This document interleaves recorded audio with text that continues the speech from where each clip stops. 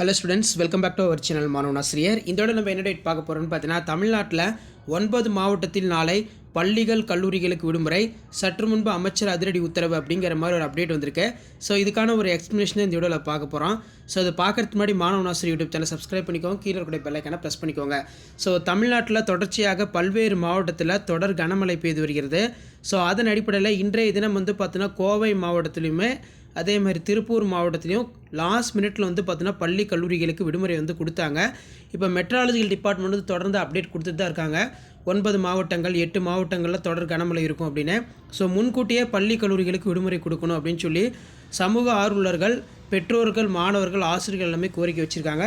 So நாளைக்கு பார்த்தீங்கன்னா 9 மாவட்டத்தில் கனமழை வெளுக்கும் அப்படின்னு சொல்லி தமிழக வானிலை ஆராய்ச்சி மையம் பார்த்திங்கன்னா ஒரு அப்டேட் கொடுத்துருக்காங்க. ஸோ அதன் அடிப்படையில் 24/10/2024 தமிழகத்தில் ஒரு சில இடங்களில் புதுவை மற்றும் காரைக்கால் பகுதிகளிலும் இடிமின்னுடன் கூடிய லேசானது முதல் மிதமான மழை பெய்யக்கூடும். ஸோ இப்போ நமக்கு லிஸ்ட்டில் பார்த்திங்கன்னா நீலகிரி, கோயம்புத்தூர், ஈரோடு, சேலம், கிருஷ்ணகிரி, தர்மபுரி, திருப்பத்தூர், திருவண்ணாமலை, கள்ளக்குறிச்சி மாவட்டங்களில் ஓரிரு இடங்களில் பார்த்திங்கன்னா கனமழை பெய்ய வாய்ப்புள்ளது. ஸோ கனமழை பார்த்திங்கன்னா கிட்டத்தட்ட பார்த்திங்கன்னா ஒரு 9 மாவட்டங்களில் பார்த்தீங்கன்னா பெய்யும் அப்படிங்கிற மாதிரி மெட்ராலஜிக்கல் டிபார்ட்மெண்ட் சைடில் பார்த்தீங்கன்னா அப்டேட் கொடுத்துருக்காங்க.